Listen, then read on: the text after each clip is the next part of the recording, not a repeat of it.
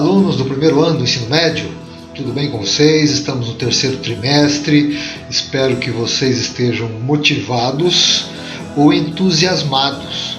A motivação vem de um motivo que nos deixe motivados. O entusiasmo é produzido por você mesmo. Mesmo que não haja um motivo lá fora para você sentir-se motivado, você acaba promovendo essa motivação porque ela é importante para a vida, porque ela pode estar fazendo parte do seu propósito de vida. A vida é para se caminhar de cabeça erguida, promovendo a motivação que eu necessito para momentos onde ela é imprescindível, como o momento que nós estamos vivendo agora. Pois quando está tudo bem, não é? Aí é tranquilo, não precisa se preocupar com motivação. Mas quando as coisas não estão bem, a maioria das pessoas, uma grande parte das pessoas, fica esperando a motivação vir de fora. Aluno, aluna, busque a motivação dentro de você, pois não só os grandes mestres do passado diziam que isso é possível, mas também a neurociência fala isso, tá? A física quântica fala isso, essa energia está aí. Cabe a você abrir uma clareirinha e promover a sua postura protagonista. Vamos pegar o terceiro trimestre nessa linha, né? E a aula de hoje é uma aula bem importante, muito recorrente em Enem, como muitos assuntos, alguns em específicos. Eu vou dando esse toque de alguns alunos que são alguns assuntos que são recorrentes, né? Estratificação social, já ouviu falar? Classes e camadas sobrepostas na sociedade, onde nós nos encontramos numa ou em outra camada, que num outro momento nós podemos nos encontrar numa camada acima ou numa camada abaixo, que existem camadas que tendem a ser dominantes. Beleza? Vamos lá? Estratificação social. Vamos para os slides. Estratificação e outro aspecto importante. Estratificação nós vamos explicar, e mobilidade social. Não se esqueça desses termos, compreenda-os, anote no caderno, pois o sistema ensino-aprendizagem, quando você assiste uma aula, coloca o teu foco, celular fora, rede social fora, assuntos paralelos fora, relaxa, põe uma aguinha do teu lado, organiza suas ilhas de desenvolvimento, foco na aula. E anotações. Essas anotações, alguns pontos que você anota e que você vai passar para mim, estarão valendo nota para você, mas no processo do cérebro de ensino-aprendizagem, ele tem um efeito mais assimilativo, de marcar mais pontualmente alguns aspectos aí para a tua compreensão e futura, no momento que você vai expor, né, essa visão e essa compreensão, seja no Enem, no processo seletivo, numa interação social com as outras pessoas, no âmbito profissional, no âmbito familiar, no âmbito social em geral. Vamos lá. Divisão dos indivíduos em estratos. Esses estratos sociais são camadas ou classes sociais. Nós não temos camadas sociais? Não existem pessoas em camadas abaixo de nós? Como assim, professor, camadas abaixo de nós? Em condições de qualidade de vida inferiores a que eventualmente você tenha, ou eu tenha, ou outras pessoas que estejam assistindo essa aula têm, em condição de praticamente de miséria, muitas vezes, de subsistência em situações muito adversas. Já pessoas em umas condições um pouco mais cômodas, outras bem cômodas, são camadas sociais onde se determinam as classes sociais. Então, estratificação social é um conceito sociológico. De repente, lá no Enem, pessoal, não se esqueçam. Caramba, caiu uma questão no Enem falando de estratificação social. O que é estratificação social? Camadas sociais, classes sociais, estratos da sociedade. Utilizado para classificar os indivíduos ou grupos a partir da análise da condição socioeconômica. Conforme é a condição socioeconômica daquele indivíduo, daquela família ou daquele grupo, eles estarão numa determinada camada social, numa determinada classe. A estratificação social serve também como base para entender a configuração da sociedade em hierarquias e na formação também das desigualdades. Nós temos uma distribuição de renda adequada, onde as pessoas têm condições muito semelhantes, ou nós temos uma distribuição de renda inadequada, onde algumas pessoas têm muito dinheiro e outras não. Aliás, estou trabalhando a indústria cultural e os meios de comunicação de massa como segundos anos, e lá estamos falando, por exemplo, da indústria cultural, como ela promove o consumo e o desejo, né, de consumir. Lá na novela, normalmente, as pessoas moram em grandes casas, né, nos filmes, carrões e casas e pessoas bonitas, né? Entre aspas, bonitas, né? A beleza depende dos olhos de quem vê, né? Eu acho a Madre Teresa lindíssima. Bem, então existe aí a criação de um desejo, né, de ser de uma classe social abastada, cheia de prazer, de riqueza e de satisfação. Isso é para promover o consumo entre nós, tá? E isso causa uma série de malefícios que no segundo ano, se estivermos juntos, vamos estudar juntos isso aí. Se estiver com outro professor, vocês estarão estudando também esses aspectos. Muito bem, tá aí. Um indivíduo de uma classe social mais alta, você vê ali usando um terno, né? Elegantemente vestido, diz pro rapaz ali: você estava sumido, rapaz. E o rapaz, essa aqui é uma charge do Duque, tá? Vamos dar o crédito ao Duque, né? E o rapaz que está sentado no chão, extremamente mal vestido, pedindo ali uma esmola, diz assim: passei uma temporada na classe C. Ou seja, já se entende que existe uma classe A, uma classe B, uma classe C, uma classe D, mas já voltei. Ou seja, a mobilidade social desse indivíduo demonstra nessa charge que a sociedade busca essa mobilidade social, mas nem sempre ela consegue ou não, e nem sempre se mantém numa determinada classe, podendo ficar numa situação muitas vezes mais complicada socialmente falando. Beleza, pessoal? Estão entendendo bem esses aspectos? Vamos adiante! Vários segmentos sociais apresentam essa estratificação. Não pense nessa estratificação apenas pela condição econômica, pois religião, a tradição social por si só ou critérios econômicos determinam uma estratificação. Então, se nós imaginarmos algumas regiões onde o aspecto religioso tem bastante significação social, vamos imaginar num outro momento histórico, na época de Jesus. Todo mundo deve ter uma ideia de um filme sobre Jesus de Nazaré, mostrando ali as classes sociais pela ótica da religião. Então, algumas pessoas do clero, e isso na Idade Média também é um bom exemplo, pessoas do clero que elas estão em classes acima. Como estar em classes acima? Elas têm mais condições de consumo, elas têm mais infraestrutura social, mais qualidade de vida, mais acesso a conhecimento, mais acesso a bom alimento, a boa moradia, a saúde, a boas vestimentas, certo? Então ela está numa classe social com mais qualidade de vida.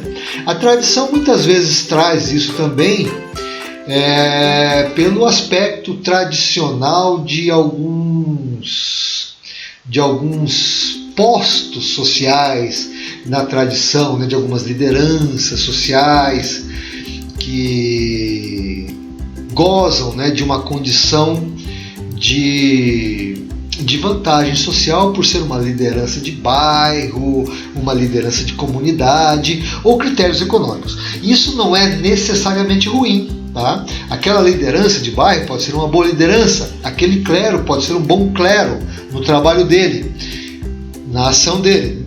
Tem que ter cuidado com aquela visão sociológica radical, que se existe estratificação na religião, são um monte de pessoas que se aproveitam da religião para ficar de boa. Não é isso, isso tem também. Mas são classes sociais que estão aí e que muitas delas têm funções.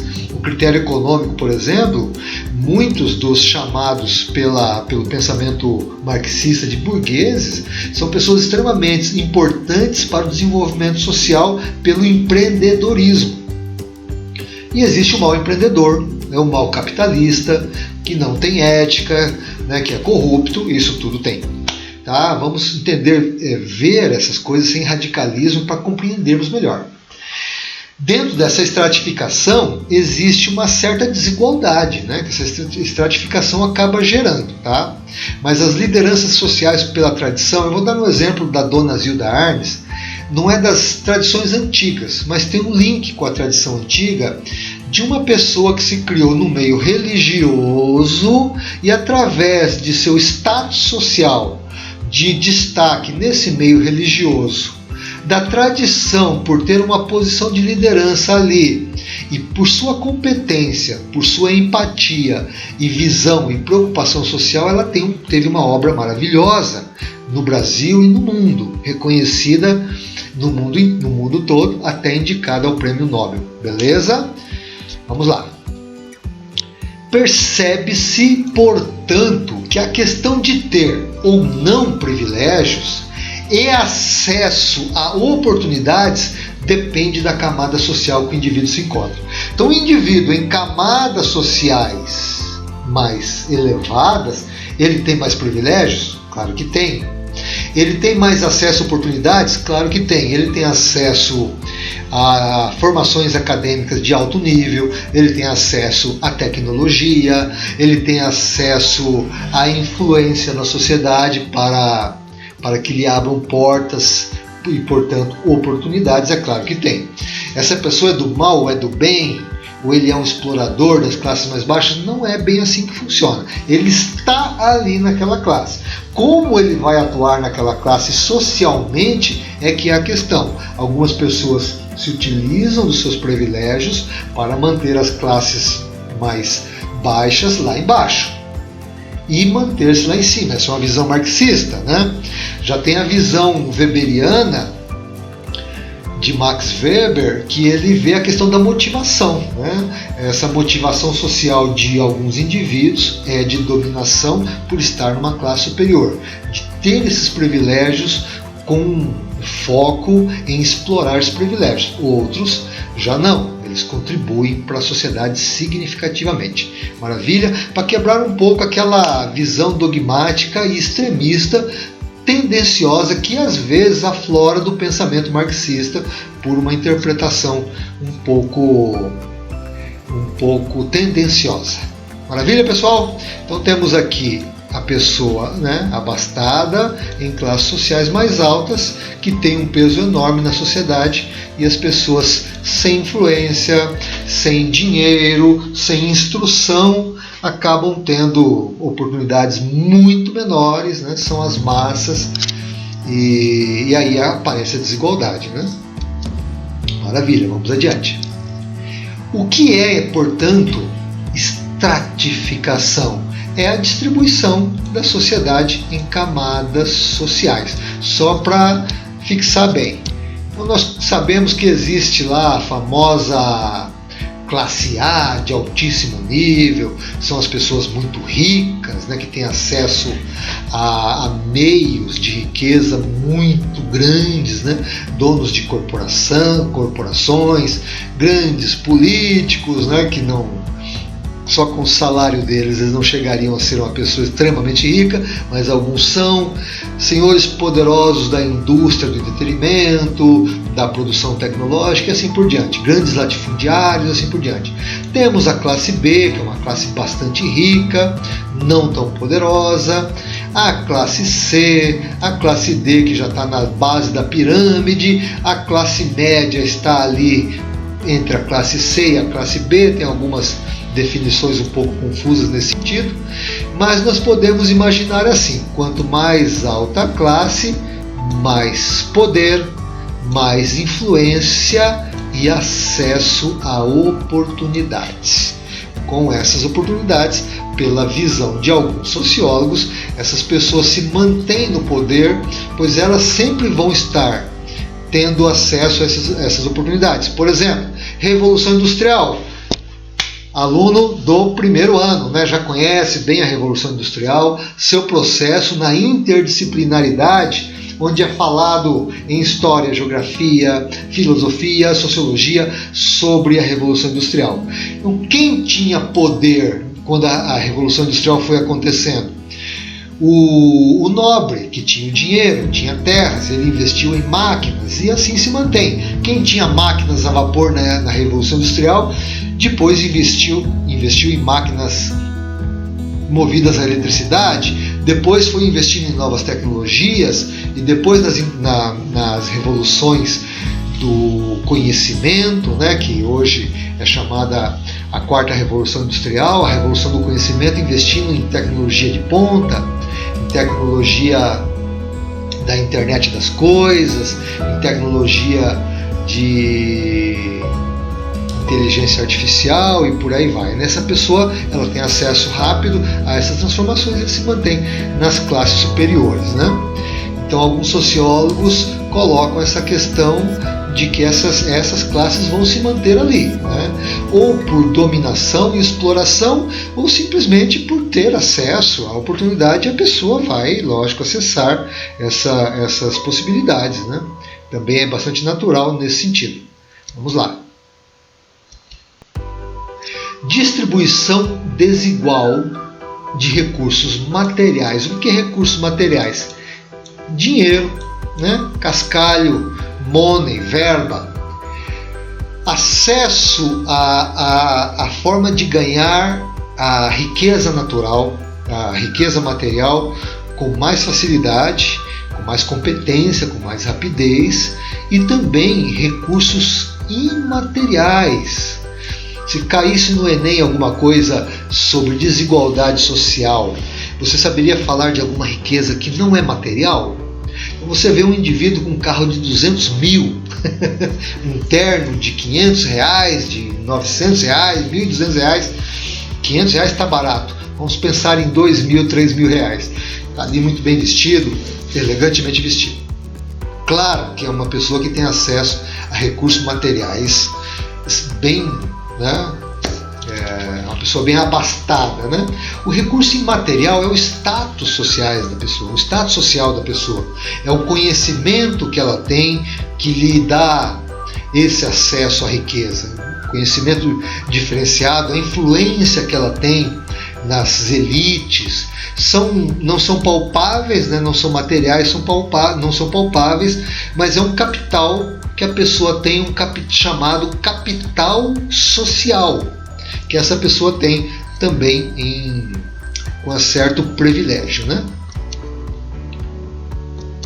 Muito bem, então historicamente, pessoal, na base dessa pirâmide que eu mostrei para vocês, na base dessas pirâmides sociais, pela ótica da sociologia, encontra, numa visão marxista, a classe produtora, o proletariado. Eu gosto de dar esses toques: visão marxista, visão weberiana, visão durkheimiana, para que você vá introjetando na sua mentalidade a perspectiva dos clássicos. Lembrei a vocês, nós fizemos as aulas sobre os clássicos, que é muito importante ter uma ideia da visão do clássico para suas interações sociais diferenciadas. Então, nas classes acima encontramos o consumidor, né? Quem vai consumir o produto dessas classes mais baixas. Logicamente, uma visão marxista coloca um como proletário e o outro como burguês. Mas isso se ampliou muito, pois Marx olhou para a sociedade em 1890, né? em 1870, né, onde a Revolução Industrial acontecendo e tal. Agora, o proletariado, ele se distribuiu em várias classes, a classe média alta, a classe média baixa. A classe média também se encaixa na questão do proletariado. Nem sempre a classe média é empreendedora apenas empresários. Uma pessoa que trabalha numa grande empresa, ela pode ter um salário de 10, 15 mil reais e ela trabalha numa grande empresa, né? Foi uma possibilidade que na classe social dela, por ter acesso a conhecimento e influência, ela conseguiu esse desenvolvimento. Mas também são as variações desse proletariado, para você não ver apenas utiliza os meios de comunicação de massa como um todo, do entretenimento ao jornalismo, para manter-se na condição de dominante. Beleza? E essa é uma das abordagens sociológicas que você, querido aluno, querida aluna, precisam compreender bem, colocando foco nos estudos, né? É aqui, agora, o momento do estudo, é minha ilha de desenvolvimento.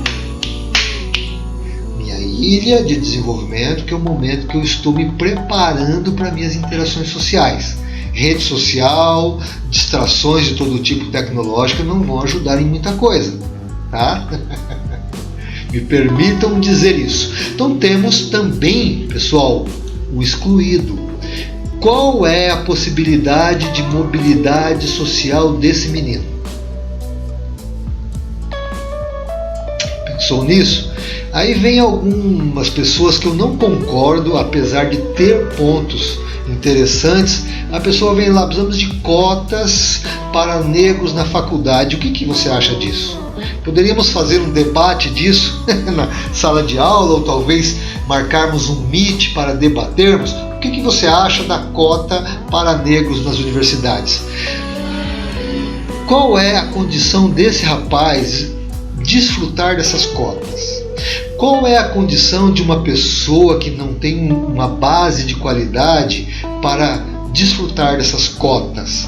Você já ouviu falar do Paulo Freire? Se você gosta de sociologia, se você gosta de socialismo em sua essência, de um mundo melhor, não em sua tendência sociopolítica de esquerda, mas sim na visão de uma sociedade melhor, leia o Paulo Freire, que ali sim olhar para a sociedade e lutar por uma sociedade melhor.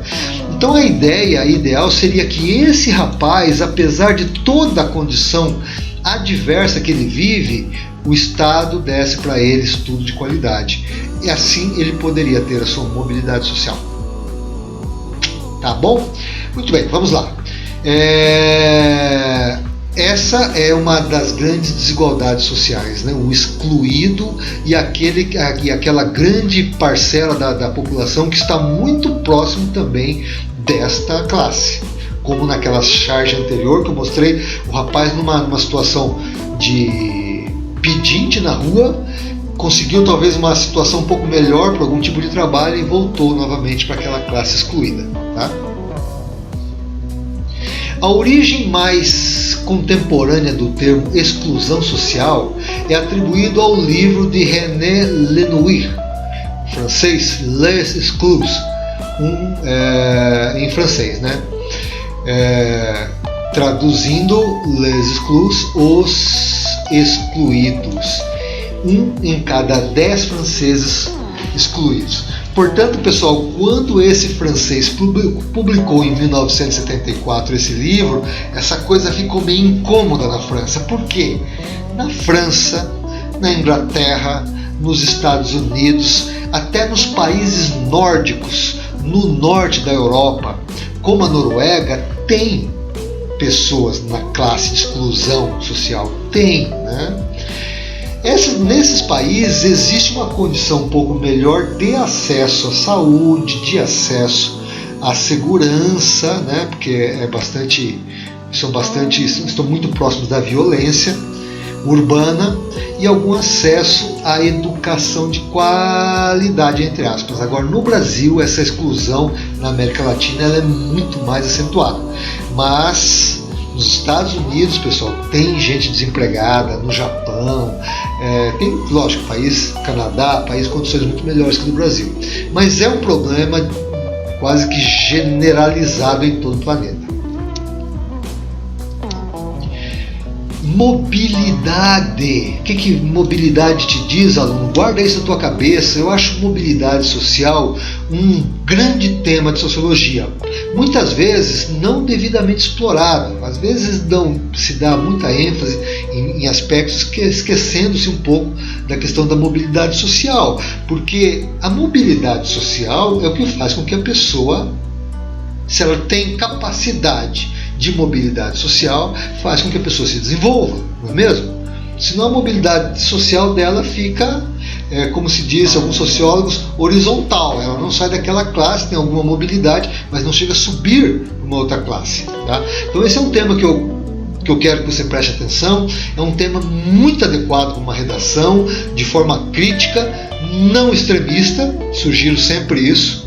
Quando uma pessoa numa redação, num processo seletivo, em uma corporação, em uma empresa, ela faz uma redação bacana, mais extremista, ela está mostrando um lado extremista. Esse lado extremista não é bem visto por uma empresa porque indica que é uma pessoa pouco maleável e reflexiva. Ela é limitada ao extremismo. O extremismo não permite que eu analise mais amplamente as questões. Esse é um dos motivos pelo qual eu sempre cutuco essa questão dos extremismos.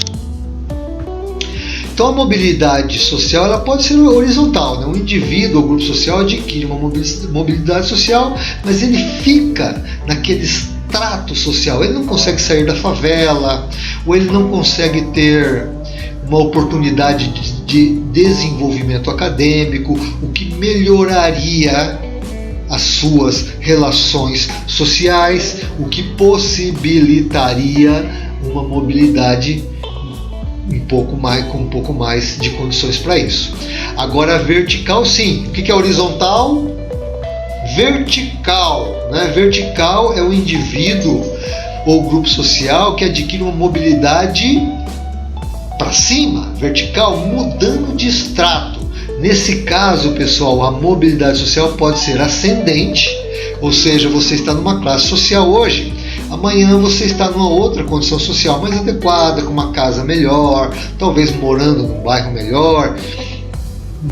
Pode ser, né, que de repente você curte o seu bairro, está tudo legal, mas você pode melhorar ali a tua estrutura familiar, de moradia, essas coisas todas, né, de transporte e tal. Então você melhorar o seu status social pelo lado positivo do status social, ou seja, você ter uma profissão onde você tem um reconhecimento social melhor. Então existe uma mobilidade social, mas ela também pode ser para baixo, de grupos ou de pessoas. O grupo é quando um país todo está passando por uma crise, então a tendência é que a classe média desça, que a classe abaixo da média, né, a classe C desça, a classe média alta desça, né, os empreendedores lá de cima podem cair um pouco, e as pessoas com dificuldade podem chegar até a miséria, ou grupos, né, por exemplo, um nicho em uma cidade que tem uma forte tendência à indústria moveleira, mas de repente por questões socioeconômicas, a indústria moveleira perde força naquela região e pessoas são desempregadas, entenderam? Beleza? Vão pegando isso aí, pessoal, para criar a sua visão de mundo, seu senso crítico, produzir boas redações e boas interações sociais. Vamos adiante. Pergunta.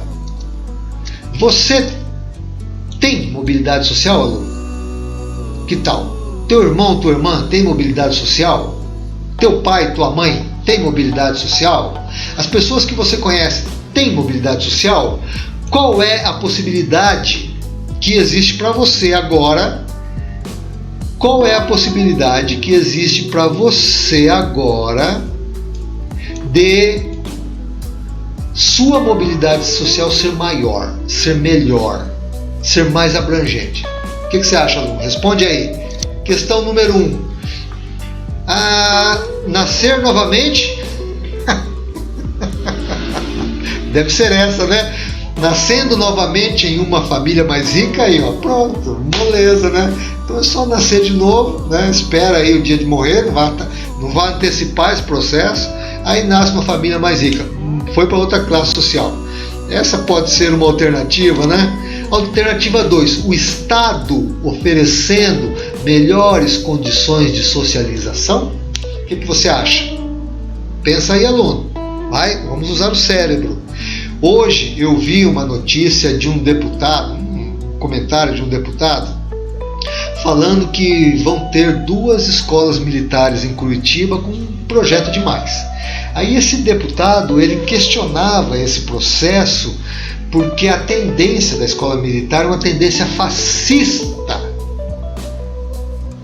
As pessoas que odeiam militar, né? Puxa vida, quanto ódio contra os militares, é como se todos os militares fossem fascistas, né? Aí, pessoal, veja só, numa escola militar, ninguém passa em conselho de classe. Numa escola militar, só se passa de ano tirando 70. Numa escola militar, o nível acadêmico é altíssimo. Quem vai ter mais condições de mobilidade social? Um aluno que estuda numa escola militar ou no ensino público? Quando um aluno passa em conselho de classe, quem perde? O professor? O pedagogo? Ou o aluno? Se ele passa para o outro ano sem ter avançado academicamente. Sendo que a sociedade moderna, a geração de vocês da indústria 4.0 é a geração do conhecimento. E o conhecimento é importante. Se você não cria ilhas de desenvolvimento na sua vida, e se você fica muito distraído com bobagens, me desculpe dizer, e se estiver passando em conselho de classe, mude isso na sua vida. Não aceite isso na sua vida, porque esse é um sistema implantado na educação para que a sociedade brasileira não se desenvolva. As pessoas só podem passar de ano quando ela tira nota para isso, pois na vida é assim. A vida vai cobrar isso de nós. Não se permita passar de ano por conselho de classe, querido aluno, querida aluna. Beleza? Faz sentido para você? Então a resposta número 2 está certíssima. O Estado deveria dar condições, escolas com nível de acadêmico alto. Professor, se eu não passasse então de ano, eu reprovar, seria bom para mim? Seria, porque no máximo em 2 anos você forjaria uma disciplina na sua vida que mudaria a sua vida caso você ainda não tenha essa disciplina. Faz sentido para você, aluna? Terceiro, a minha mobilidade social pode ser maior através da minha compreensão desse processo para que eu possa revertê-lo com foco em desenvolvimento acadêmico e social em geral. A terceira também está certa. Pegadinha, coloquei 2 questões certas para você usar a cabeça, né? Sim, pessoal. Se o aluno se percebe como alguém que precisa criar a sua própria mobilidade social, ele vai aproveitar o ensino médio dele ao máximo. Vai achar meios para isso. Beleza? É isso aí. Vamos lá. Muito bem. Então, existem as sociedades abertas e sociedades fechadas. Isso aqui é um conselho simples, não quero perder muito tempo nisso. Eu prefiro colocar foco nesse assunto. Nós acabamos de falar sobre mobilidade social, a visão dos clássicos. Quando você consegue falar um pouco sobre Marx ou sobre Weber em suas interações sociais, você se diferencia. Porque esses clássicos e outros sociólogos que nós vamos estar falando mais adiante aumentam a sua visão de mundo. Esse é o trabalho deles, não é? Sociedade aberta. Os indivíduos são classificados pelo poder de consumo. Você é líder numa empresa, numa grande empresa, e ganha 20 mil reais, então você está numa classe alta, né? E você pode subir mais ainda, você pode abrir uma empresa para você pode se tornar o diretor da empresa. Você está aí no primeiro ano do ensino médio, estudando ainda, procurando emprego, está com um emprego bem simples, mas de repente, através do teu foco, correndo atrás de conhecimento, aprendendo novas habilidades, você passa para um outro setor na empresa. Então é uma sociedade aberta a essas possibilidades de mobilidade social, que dá que dá acessibilidade também. Então pressupõe-se que nesse sistema o indivíduo pode acessar outras camadas através do quê? Do seu desenvolvimento no processo de socialização que nós acabamos de estudar. Como também é possível essa mobilidade, a pessoa baixar a camadas pelo processo de socialização inadequado. Tá? Então, o que é uma sociedade fechada? Então, nesse caso, a estratificação é praticamente impossível, porque é baseado na origem. Se você nasce numa determinada classe social, você fica ali tendo alguma mobilidade horizontal e não vertical. Ou seja, na importância ou posição social da família que o indivíduo nasceu. Essa condição vai determinar os direitos e deveres desse indivíduo, como também sua influência na sociedade e seu poder, onde pode-se ter alguma mobilidade porque ele tem alguma influência, né? Alguns direitos diferenciados. O que seria uma sociedade fechada? Por exemplo, na Índia antiga, tinha lá os brahmanes, que eram sacerdotes, classe alta. Os kshatriyas, guerreiros, uma classe um pouco mais baixa. Os vaisyas, que eram os comerciantes, que também tinham alguma condição bacana aí numa classe social. E os sudras, que eram operários naquela classe. Já os párias, eles eram considerados impuros, pois essas sociedades são baseadas em espiritualidade e não capitalismo. Entendeu? O Brahmane, ele é considerado um líder espiritual. Não olhe para isso com olhar limitante. Existe muita desigualdade social e limitações sociais comparados ao capitalismo, mas também existem fatores interessantes que daqui a pouco eu vou falar sobre esse sistema.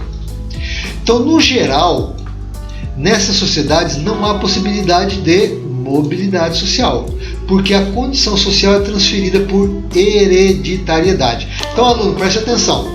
Digamos que numa questão de Enem ou de outro processo seletivo, caia uma questão sobre a Síria ou sobre um país muçulmano, que existe a tendência de alguns países ainda muito radicais em relação a culturas ortodoxas, né, e milenares, onde a mulher, por exemplo, usa burca, ela só aparece os olhos e parte das mãos, e ela não tem mobilidade social nenhuma, e as classes sociais também são ali engessadas, né? E cai uma questão sobre essa aí de um país extremista desse, você há aí uma classe social fechada, e na sua redação você pode complementar com esse aspecto. Como essa classe social ela não é aberta, o desenvolvimento social numa região dessa se torna muito difícil, pois numa classe social fechada só tem acesso ao conhecimento, por exemplo, às classes elitizadas dentro dessa estratificação social. Entendido? Então tá aí o exemplo da classe feudal, que existia alguma mobilidade, alguma flexibilidade, que foi caminhando para o mercantilismo e o capitalismo, aumentando a mobilidade social. E a sociedade de castas, que é muito engessada. Beleza, pessoal? Entenderam bem? Pergunta: na sociedade capitalista, temos uma sociedade aberta ou fechada? Já sabe, né, aluno? Então, beleza. Primeira questão, fechada. Porque a mobilidade social está relacionada à classe em que a pessoa está inserida.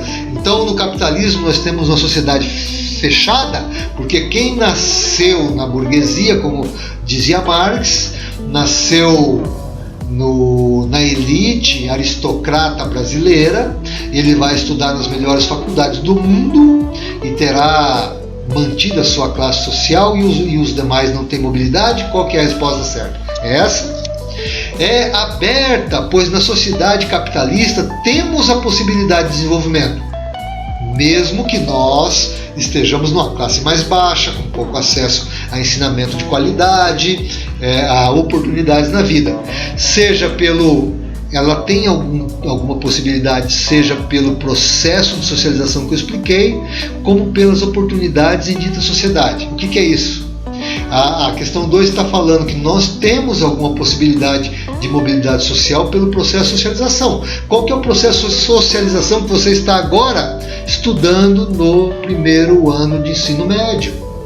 Processo que está socializando você. Se você está focado em matemática, superar aquelas dificuldades em física, conseguir entender bem matemática, ampliar a sua visão com filosofia, sociologia, ter uma visão contemporânea e histórica pela geografia e pela história, você está se socializando. Então isso lhe dará oportunidade de mobilidade social.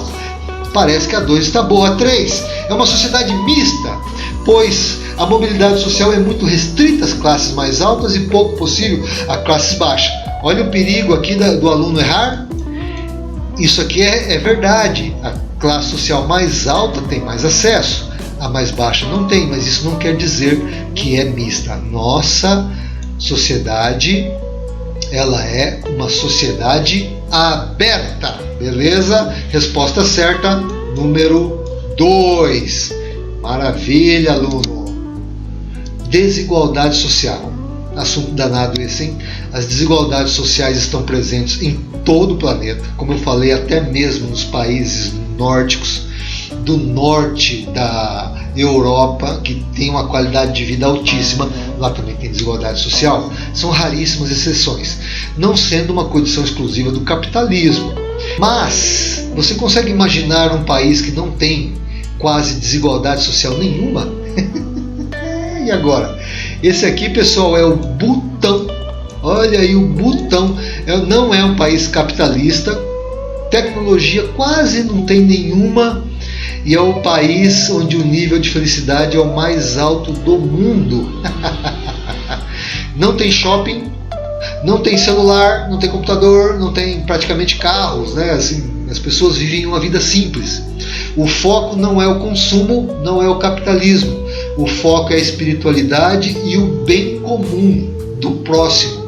É muito trabalhado as questões empáticas e gera-se felicidade nesse país. Por isso que quando eu falei de países de estratificação fechada, sociedades fechadas, a pessoa pensa lá no Butão e fala, nossa, ali é ruim. Olha, o nível mais alto de felicidade. Então existe, por exemplo, o Afeganistão, que é uma classe social, é uma sociedade fechada e é feia a coisa lá. E existe o Butão e é maravilhoso. Eu, particularmente, gostaria que a vida fosse simples e as pessoas fossem preocupadas com o meio ambiente, preocupadas com o bem-estar do próximo. Lá não tem suicídio, não tem depressão, você dorme tranquilo, nessa coisa de segurança, alarme, cerca elétrica, 3 trancas em cada porta. Não tem nada disso. Eu acho bem interessante. Vamos adiante. Bom, a desigualdade social é causada pela diferença econômica entre indivíduos, claro, né? Que se dá pela mal distribuição de renda. E esse sim é um aspecto muito característico do capitalismo, que é o foco do estudo sociológico, beleza?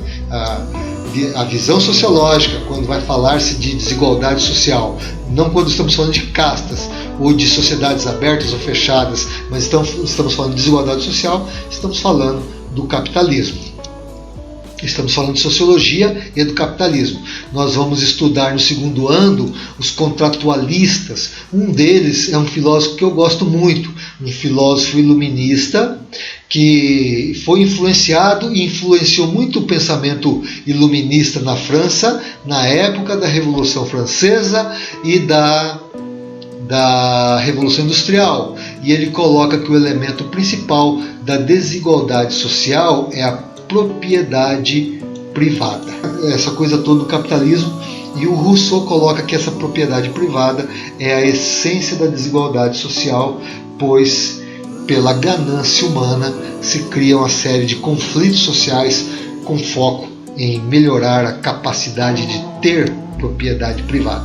Rousseau é um assunto para o segundo ano, mas já vai ficando aí na sua informação para o seu desenvolvimento. Fatores importantes: má distribuição de renda, corrupção, especialmente no Brasil e na América Latina, falta de acesso a oportunidades e recursos, como nós já falamos, falta de acesso à educação de qualidade, saúde e infraestrutura. O Brasil está no número 79 no IDH, Índice de Desenvolvimento Humano, apesar de ser a 9ª economia do mundo. Lá vai, filho, a sua educação, sua saúde, sua moradia e o seu futuro. O Brasil está com um processo de corrupção muito sério, pois a 9ª economia do mundo, você consegue colocar, e isso eu falando isso há 10 anos atrás era a 5ª. Você conseguia colocar 4 países só no mundo mais ricos que o Brasil. Você costuma ouvir isso na mídia? Olha, nós somos a 5ª economia do mundo, a 9ª também tá bom. Não, você não costuma ouvir isso, porque a mídia é manipuladora. Infelizmente a mídia brasileira, desculpe a forma de falar, é um lixo.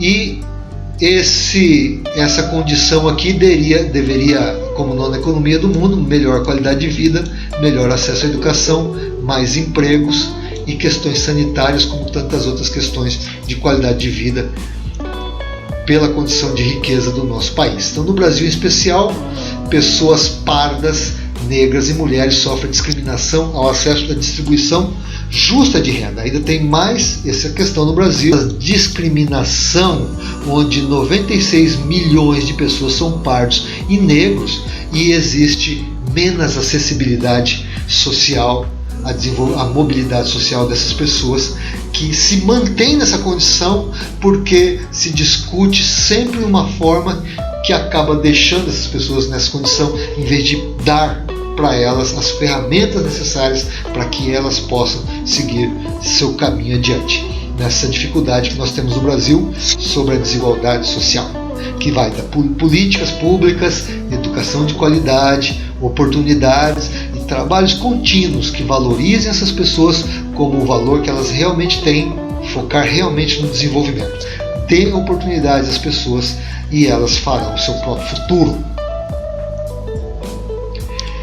Em 1850, aluno, uma coisa legal para você anotar aí, hein? A primeira lei de terras no Brasil beneficiou apenas as pessoas com poder aquisitivo.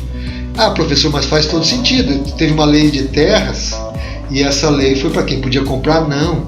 Era uma lei pensando em uma espécie de reforma agrária, com o termo usado hoje, né? Mas onde desse oportunidade para as pessoas terem terra e o país se desenvolver. Mas foi oportunizada para quem tinha poder aquisitivos como venda ou como doação do Estado para a própria aristocracia brasileira, que era a base da política, que em comunhão de interesses estabeleceram a primeira lei em 1850 de terras. Esse é o Brasil, né? Que não pode mudar isso sem educação. Para o Marx, ele fala sobre a manutenção dessa desigualdade social pelas classes sociais que detêm os meios de produção. Então essa é uma visão marxista. O burguês mantém os meios de produção e mantém o operário ali na condição de operário, porque o burguês controla os meios de produção, a mais-valia, que é o resultado do trabalho do operário, vai para o burguês, e esse operário trabalha numa condição de alienação no processo de produção e distribuição da riqueza. Portanto, é um fator de desigualdade. Está certo, Marx, é uma visão A visão dele é mais revolucionária, é mais de confronto, de ruptura, mas não deixa de ter uma visão muito técnica, né, de um filósofo importante. Weber nomeia essas classes sociais como estamentos. Anota aí, para o Weber, essa é uma terminologia weberiana. Estamentos sociais, cai lá no Enem. É a forma de Weber falar classes sociais. A distribuição desigual de recursos, seja eles riqueza, status, prestígio social ou poder, definem uma sociedade estratificada. Economia, estamentos, as classes, né? E a política. E ele associa tudo isso, pessoal, ao status que determina também a camada. A economia, o status social, ou o status econômico, ou social, ou político, também determina questões de desigualdade social, pois cada classe permite um status, esse status permite a riqueza imaterial da influência, da possibilidade de mobilidade social diferenciada para algumas classes. Bacana, pessoal? Entenderam aí todos esses conceitos? Belezinha? E nós temos a desigualdade tecnológica, que é assunto contemporâneo de sociologia. Hologramas, inteligência artificial, indústria 4.0, carros autônomos, impressoras 3D. Quem tem acesso a essa tecnologia? Você, eu ou as pessoas que estão nas classes mais elevadas? Qual é a produção ou a preocupação de manter a empregabilidade, a sustentabilidade, pois inteligência artificial, indústria 4.0, impressoras 3D, hologramas produzem muito mais, e o meio ambiente? Todos esses assuntos são extremamente importantes e só uma sociedade mais consciente pode discutir isso aí, pois as classes sociais muito elevadas, dominantes, são grandes grupos econômicos. Não dá para generalizar na perspectiva marxista do burguês como um todo. Nós estamos falando dos grandes grupos econômicos. Esses grandes grupos econômicos são implacáveis e eles não estão preocupados com as questões sociais nesse meio. Beleza, pessoal? Aqui nós poderíamos ampliar um pouco a desigualdade social em relação à tecnologia, mas eu vou adaptar isso em outra aula, pois essa aula já está bastante longa. Ficamos por aqui, faça suas anotações, me mande, tá? Já estarei colocando na sequência uma outra aula para nós produzirmos o nosso conteúdo do terceiro trimestre. Grande abraço e até mais!